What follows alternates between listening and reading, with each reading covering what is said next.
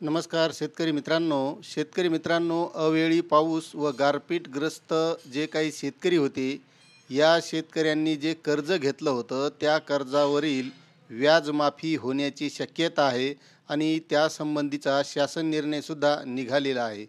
तर मित्रांनो, या शासन निर्णयाबद्दल आपण सविस्तर माहिती बघणार आहोत की कोणत्या शेतकऱ्यांना व्याजमाफी मिळणार आहे, नेमका या योजनेचा कोणत्या शेतकऱ्यांना फायदा होणार आहे, त्याबद्दलची सविस्तर माहिती आपण आजच्या व्हिडिओमधून घेणार आहोत.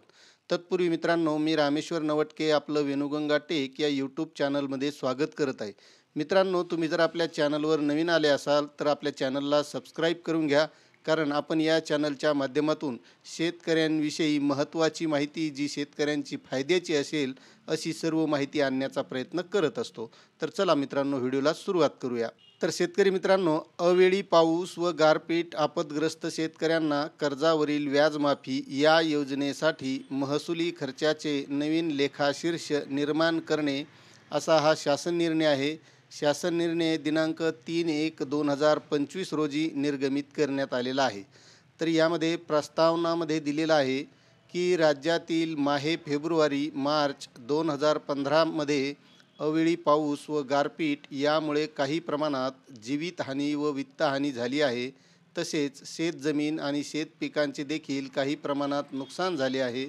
राज्यामध्ये फेब्रुवारी व मार्च 2015 या कालावधीमध्ये अवेळी पाऊस व गारपीट यामुळे झालेल्या जीवित व वित्तहानीपोटी आपदग्रस्तांना विशेष दराने मदत करण्याबाबत माननीय मंत्रिमंडळाने दिनांक 9/4/2015 रोजी घेतलेल्या निर्णयाच्या अनुषंगाने माहे, फेब्रुवारी व मार्च 2015 या कालावधीत पाऊस व गारपीट यामुळे झालेल्या जीवित व वित्तहानीमुळे बाधित आपदग्रस्तांना विशेष बाब म्हणून मदत देण्याचा शासन निर्णय महसूल व वन विभाग दिनांक 13/4/2015 अन्वये घेतला होता.